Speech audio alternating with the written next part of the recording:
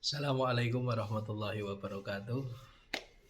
Jumpa lagi dengan saya Al-Fakir Zainal Santri Deso, herbal dan spiritual, dai setengah kondang, sarjana kuburan, pelopor safari, silaturahmi pengobatan gratis Nusantara, serta ziarah seribu wali Nusantara.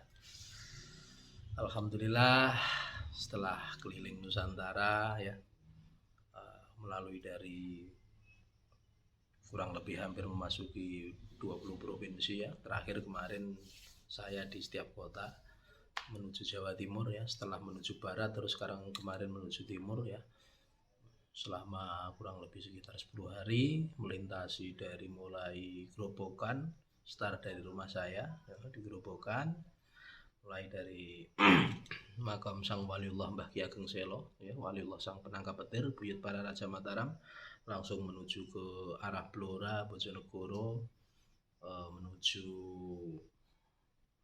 Lamongan, Gresik, Sidoarjo, Surabaya, langsung nyebrang ke Pulau Madura hingga Bangkalan, Sampang, Pamekasan, Sumeneb, lalu balik kanan menuju Surabaya, Sidoarjo, Mojokerto, terus ke Malang. Setelah Malang saya menuju Kediri, habis itu terus menuju ke Tulungagung dan Trenggalek, balik kanan melalui Ponorogo, Ngawi, kembali lagi ke Bojonegoro, Blora, Cepu ya, hingga kembali ke Gerobokan. Alhamdulillah pada malam hari ini, malam 10 Muharram ya, saya berpesan untuk semua sahabat santri desa dimanapun berada, kalau ada rezeki lebih jangan lupa besok bahagiakan anak, istri atau keluarga ya. Insya Allah rezeki akan berlipat ganda di 10 Muharram ini. Saudaraku sebangsa dan setanah air, tidak bosan saya selalu berdoa, semoga dengan keberkahan para wali, para nabi, para malaikat, serta guru-guru kita, orang tua kita, leluhur kita, semoga kita selalu diberikan keselamatan, keberkahan hidup, kesuksesan, dan terkabulnya segala doa dan cita-cita kita. Amin ya rabbal alamin. Saudaraku sebangsa dan setanah air, ya, dalam minggu-minggu ini kita dihebohkan dengan salah satu berita yang sangatlah luar biasa ya, mengenai perbedaan pandangan ya, perbedaan pandangan serta apa ya,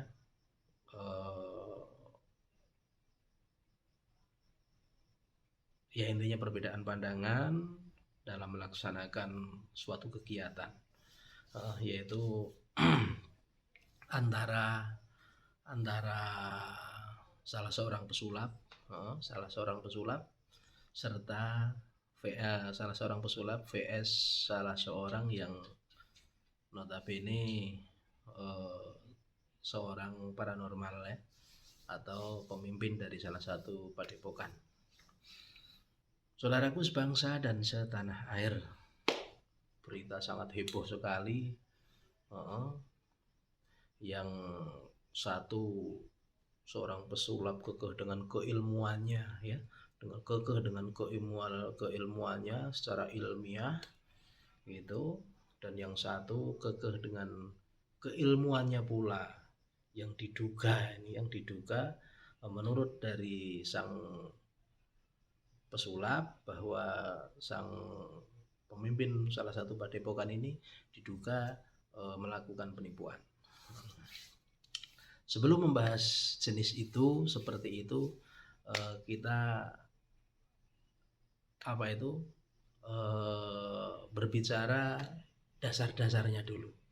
Gitu. Saya tidak memvonis keduanya, tidak menghukum keduanya, tidak menjustis keduanya, akan tetapi saya berusaha untuk bicara bijak. Karena dari perselisihan ini efeknya sangatlah luar biasa. Pasti ada plusnya, ada minusnya. Itu ada plusnya, ada minusnya. Plusnya di mana, minusnya di mana? Nanti saya jelaskan. Saudaraku sebangsa dan setanah air, yang pasti akan ada orang ketiga. Gitu, pasti ada orang ketiga yang menimbrung dari perselisihan keduanya ini. Gitu. Saudaraku sebangsa dan setanah air, kembali dalam kategori dalam hal ini dukun menjadi kambing hitam. Beberapa tahun dekade terakhir ini dukun selalu dijadikan kambing hitam.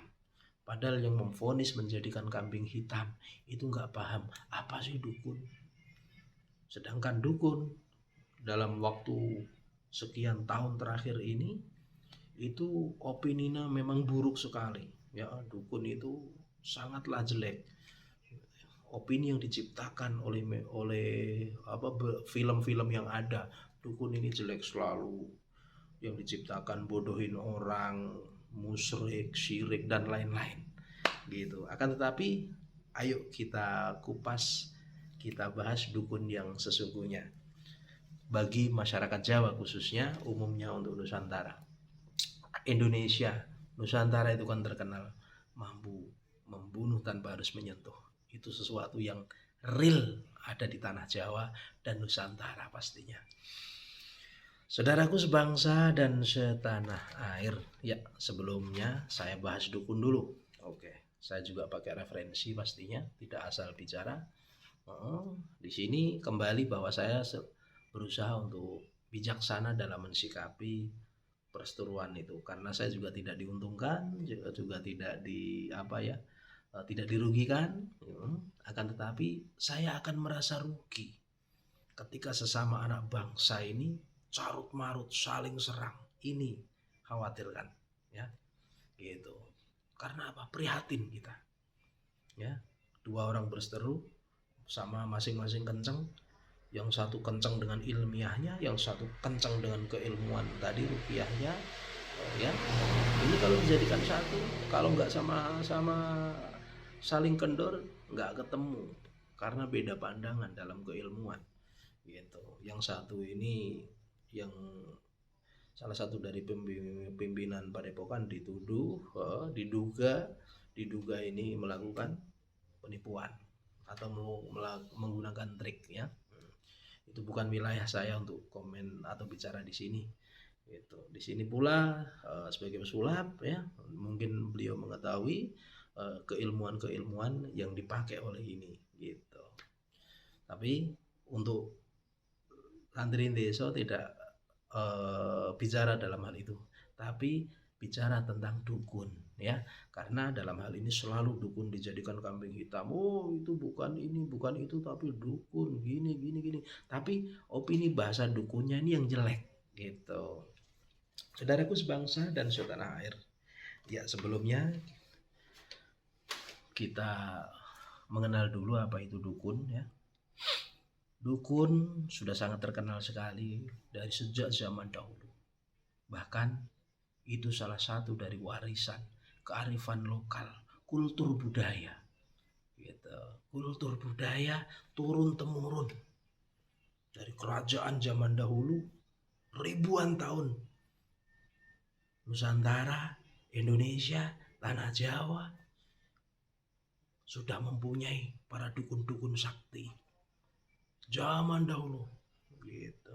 Dari kerajaan Kalingga, kerajaan Kudungga, kerajaan Kediri, ya, Belambangan, Singasari, Majapahit, Demak, Pajang, Mataram, bahkan hingga sekarang dukun masih banyak sekali dan tetap bertahan di era apapun, sekalipun selalu dijadikan kambing hitam, gitu. Saudaraku sebangsa dan setanah air, dukun selalu senantiasa menjadi pertimbangan,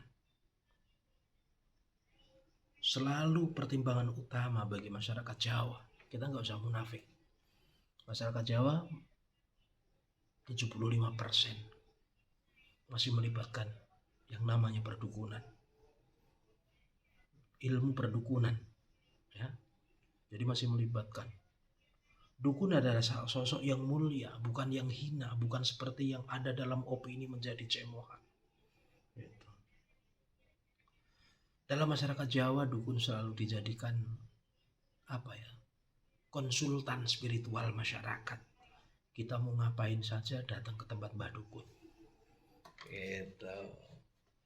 Kita mau urusan diriin rumah, tanya Mbah Dukun. Hari apa yang bagus? Kita mau menikah, tanya Mbah Dukun. Hari apa yang bagus? Ya. Kita mau bikin acara apa, tanya Mbah Dukun. Jadi Mbah Dukun dalam masyarakat Jawa ini masih kuat menjadi konsultan spiritual. Gitu. Jadi perlu diketahui, dukun ini luar biasa. Jadi dukun ini apa namanya, profesi ya, profesi, nama profesi ya. Profesinya sebagai apa, misalkan Mbah Dukun, Mbah Kiai, Mbah Pengacara ya. Misalkan seperti itu. Saudaraku sebangsa dan setanah air, bahkan bukan hanya urusan itu aja, kita mau pergi aja sampai ngelihat hari calonan kepala desa, calonan bupati, calonan apa, semua melibatkan ilmu perdukunan. Gitu. Urusan kekuasaan semua melibatkan perdukunan, saudaraku sebangsa dan setanah air, dan pasti membutuhkan sentuhan jari-jari sakti seorang sang dukun. Gak percaya? Ayo kita bicara jujur ya. Biasakan kejujuran dalam kehidupan kita. Saudaraku sebangsa dan setanah air, dukun selalu dianggap sebagai orang tua kita gitu. Dari semua kalangan masyarakat gitu. 75%. Kalau dulu 100% zaman dulu. Sekarang paling 75%. Masih tetap eksis. Gitu. Saya bicara seperti ini pun ada referensi, bukan asal untuk bicara. Saudaraku sebangsa dan setanah air,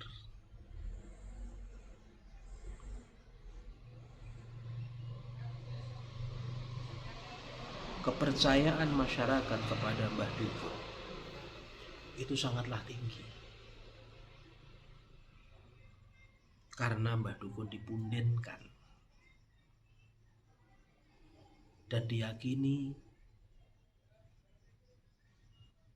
seorang yang waskito. Seorang yang waskito, seorang yang ngerti sadurunge winarah. Sambil ngerokok ya. Santai saja.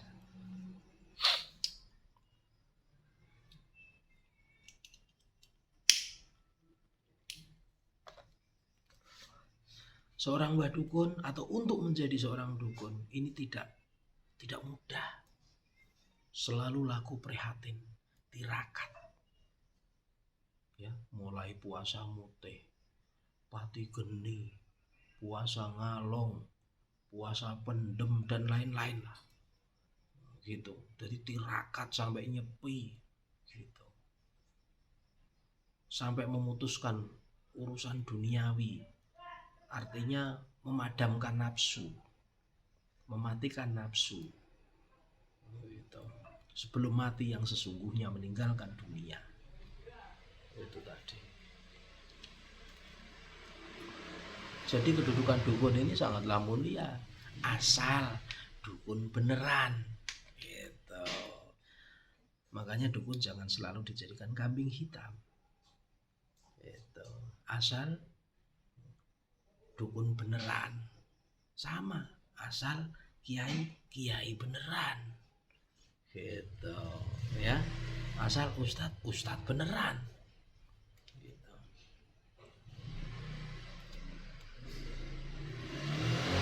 Dukun nggak punya gelar, nggak punya sekolahan, belajarnya seumur hidup ya, pengabdian 0 rupiah gitu. Masih banyak ribuan bahkan jutaan di kampung-kampung senusantara se-Indonesia ini gitu. Mbah Dukun. Nah, ketika ada dukun, orang yang profesi menjadi seorang dukun, akan tetapi dia nyimpang, nah sebut saja oknum dukun. oknum kiai kalau memang pelakunya seorang kiai. Seperti dalam lembaga apapun. Gitu. Lembaga apapun jangan disebut lembaga, tapi oknum dari lembaga tersebut. Gitu. Saudaraku sebangsa dan setanah air, ini tadi saya salah satu dari rekomendasi karya Dukun Jawa dari Dukun Jawa ya, karya dari Dr. Purwadi M. Hum 2004. Bagaimana kemuliaan seorang dukun, dukun Jawa, ya. Di sini luar biasa, wejangan-wejangannya, bagaimana tirakatnya, bagaimana ngerekso nafsunya, bagaimana di situ diajarkan. Gitu. Tidak semua ilmiah, ditembus dengan ilmiah nggak bisa. Kalau sesuatu disebut ilmiah, kita nanti dalam hal perjalanan Isra Mi'raj pun nggak percaya orang secara ilmiah nggak ketemu. Tahun itu masa itu melaksanakan perjalanan Isra Mi'raj dalam waktu semalam, mana bisa. Salah satunya itu. Saudaraku sebangsa dan setanah air, dukun salah satu dari kearifan lokal yang harus kita pertahankan. Karena dukun adalah warisan kultural yang secara turun-temurun mewakili masyarakat kita sebagai warisan budaya. Nah, ini penting dipertahankan.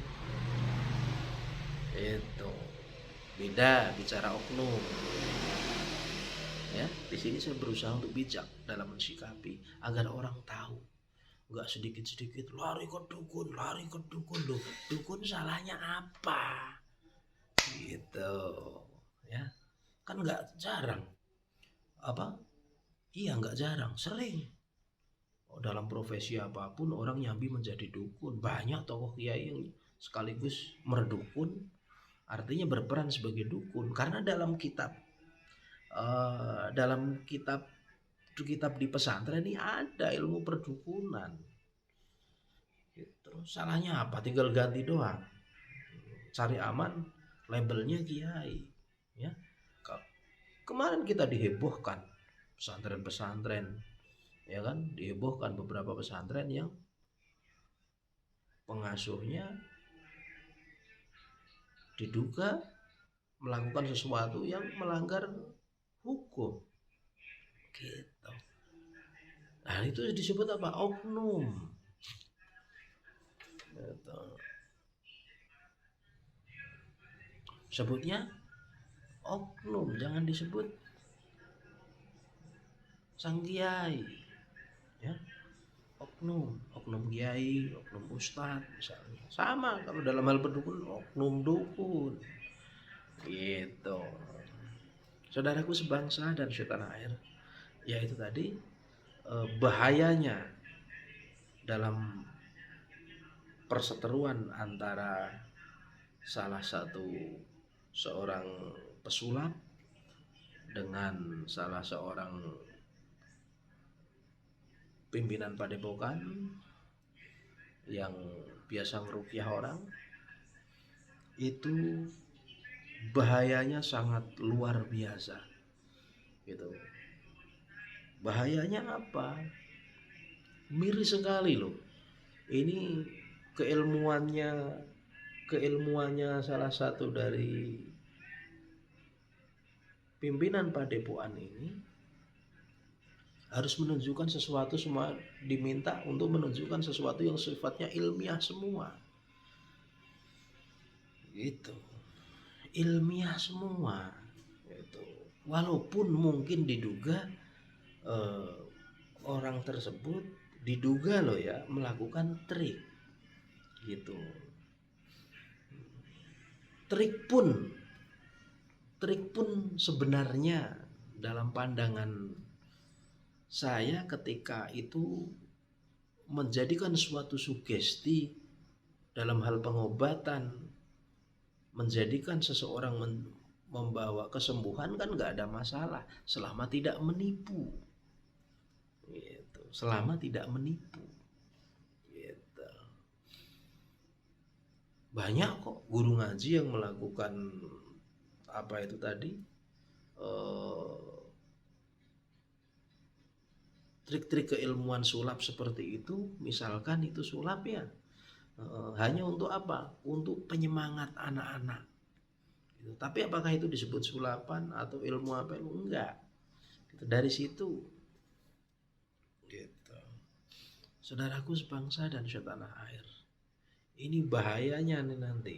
Segala sesuatu harus lewat ilmiah, payah lah. Terus doa-doa dalam kitab-kitab yang diajarkan, oh ini nanti bakal begini, tirakat-tirakat itu, mulai kitab-kitab banyak sekali itu. Wah doanya ini nanti bisa ngilang, oh doanya ini masih kebal, ntar nggak berlaku semua.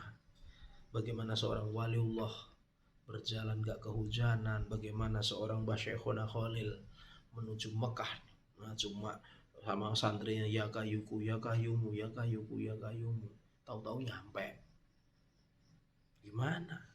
Ini miris nanti kalau semuanya nggak yakin dengan apa itu, sesuatu yang gaib gitu loh. Saya keliling Nusantara masih banyak ketemu yang model-model begitu, bukan tidak ada gitu. Masih banyak master santet di Nusantara ini, masih banyak. Bukan saya nggak tahu gitu. Setiap daerah punya, setiap daerah. Saya sampai hafal di setiap kabupaten tukang santet adanya di wilayah mana, saya sampai hafal. Oh daerah sana ini titiknya, oh daerah sana titiknya ini. Karena saya memang keliling Nusantara gitu. Setiap kabupaten.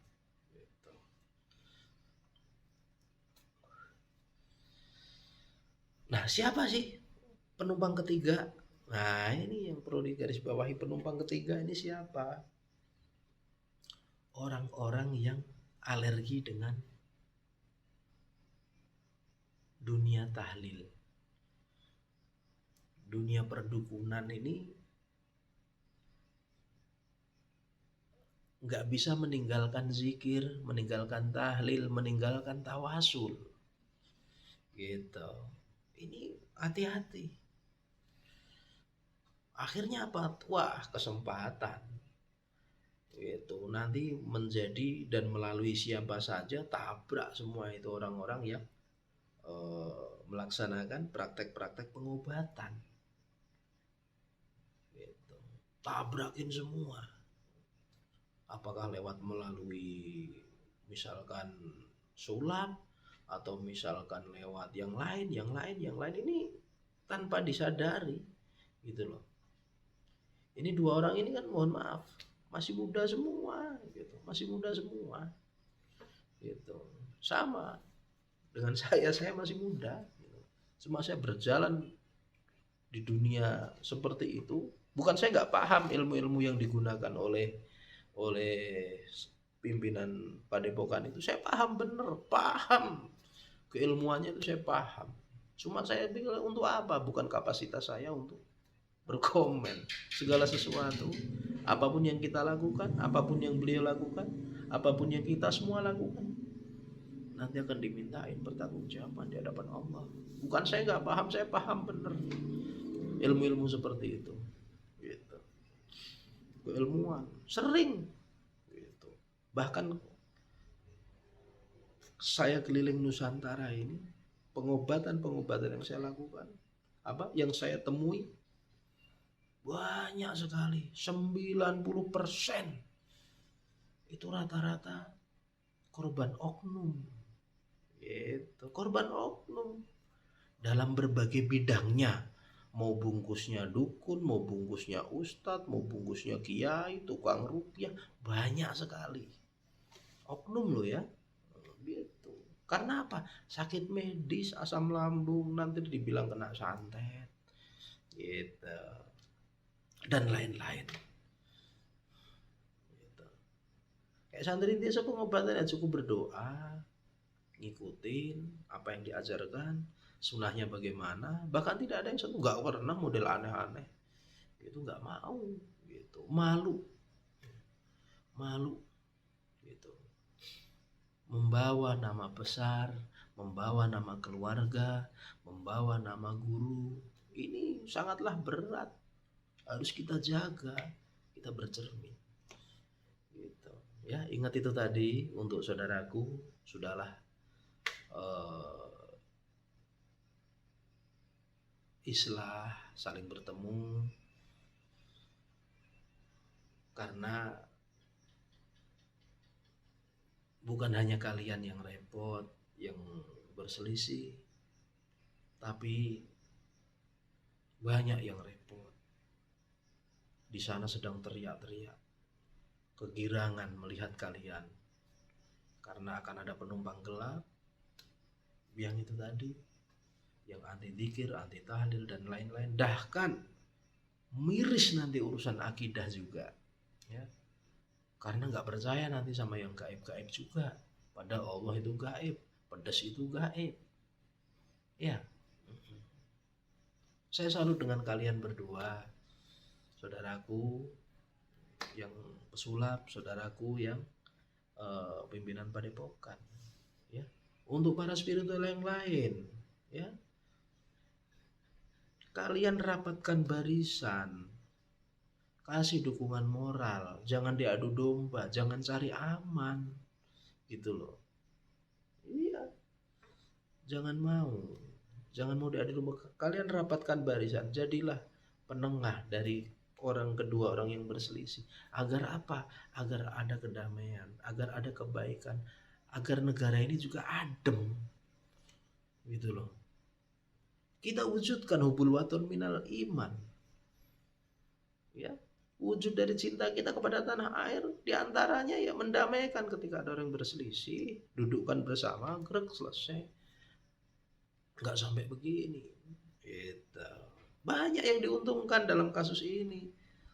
Yang dirugikan siapa? Yang berselisih. Yang diuntungkan banyak. Semua dijadikan konten, berapa ratus juta itu hasilnya, ya toh? Iya, gitu. Yuk kita kembali bahwa kita ini orang yang rapuh. Kita hanya kaulo ning Gusti Allah.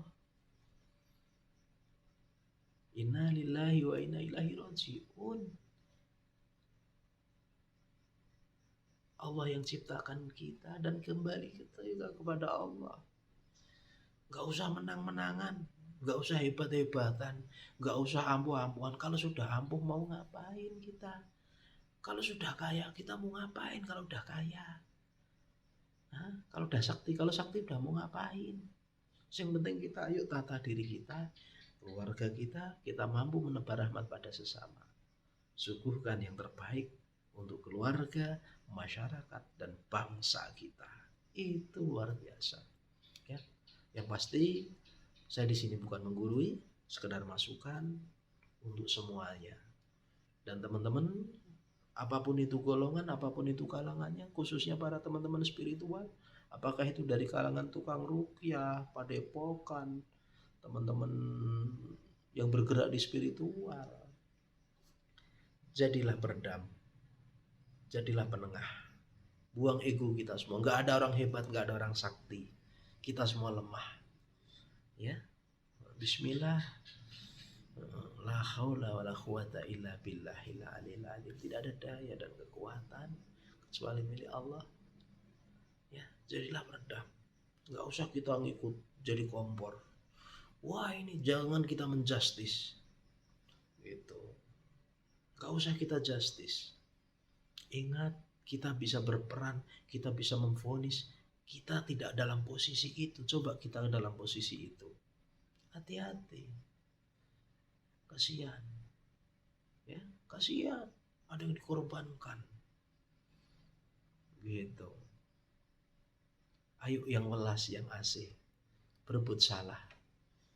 Ya, islah keduanya, insya Allah akan membawa keberkahan. Ingat, kita hidup enggak untuk hari ini, tapi hari yang akan datang.